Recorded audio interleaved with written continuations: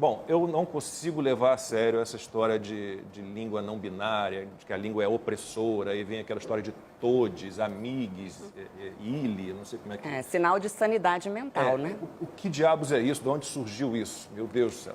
Bem, a linguagem não binária, também conhecida como dialeto não binário, ela foi uma linguagem criada, obviamente, pelos não binários, né? E quem são os não binários? São as pessoas que não se identificam nem com gênero feminino, nem com gênero masculino. Então, ocorre aí uma tentativa de neutralização da palavra. Então, por exemplo, não seria amigo nem amiga, seria amigue, né? Mas não faz muito sentido, por exemplo, por quê? Porque essa terminação com a letra E, se você pegar, por exemplo, a palavra pente, pente é masculino, né? Ou pente. Gênero arbitrário, né? Da língua portuguesa. Então, esse dialeto não binário, ele não possui nenhum embasamento linguístico, científico, e ele é um desrespeito à língua portuguesa, né? Que não tem nada de opressora, meu Deus do céu. Desde quando a língua é opressora?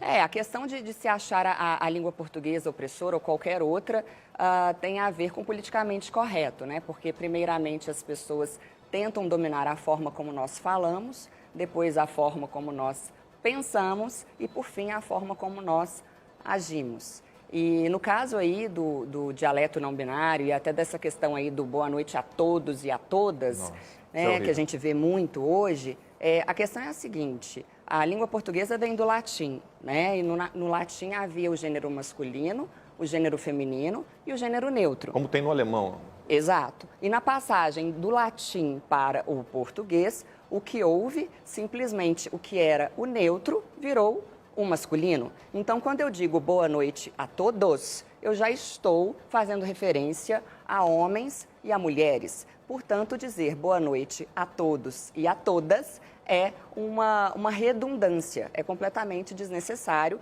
E eu sou professora de português, eu preciso defender aí, né, puxar a sardinha para o meu lado. Para mim, é completamente desnecessário. No meu ponto de vista, é uma questão muito mais ideológica e política do que linguística. É um debate que se faz no mundo todo, né, Cíntia? Eu acho que, assim, talvez o Brasil esteja mais atrasado nesse debate, outros países da Europa, dos Estados Unidos, estão mais avançados até. Eu estava assistindo um seriado ontem, me chamou a atenção como eles usam mesmo... legenda já. Não foi nem a legenda, mas o gênero neutro para designar pessoas cuja identidade...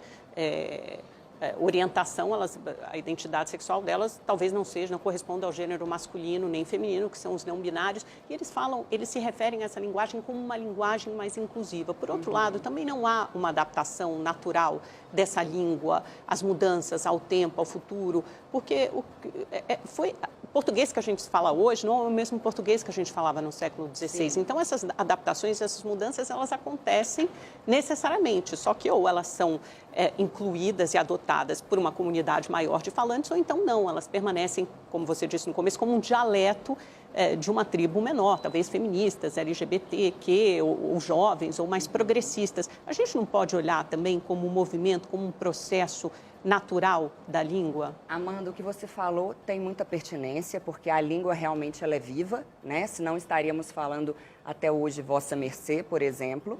Mas o que ocorre no caso do dialeto não binário é uma pseudo-inclusão. Na medida em que uma maioria, aliás, eu vou até usar um pleonasmo aqui, uma grande maioria, tá?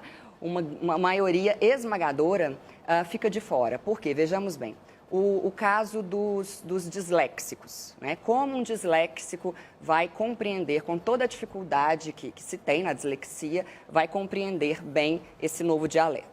Temos também aí a questão dos surdos.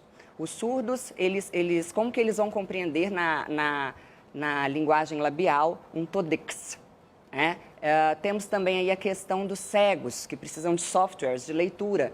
Como os cegos farão a leitura?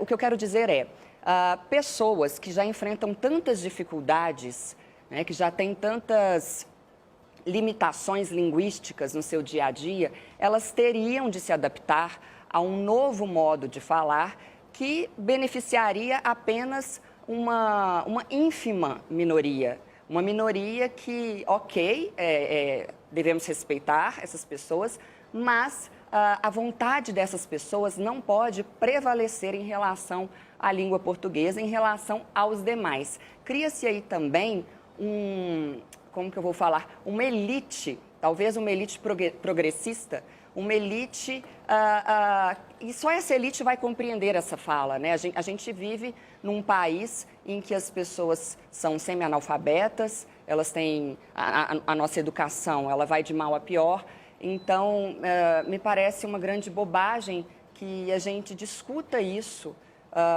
agora, exatamente agora.